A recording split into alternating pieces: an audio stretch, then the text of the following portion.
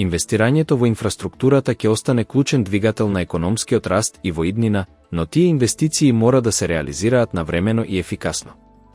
Потребна е јасна одговорност за секое доцнење и секој нереализиран проект.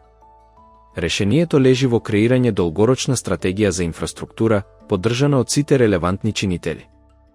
Фокусот треба да биде на реализација на капиталните инвестиции, воспоставување одговорност за нивната динамика и обезбедување рамномерен регионален развој. Истовремено, потребен е практичен пристап кој ќе овозможи континуирано вклучување на домашните компании во сите фази на проектите.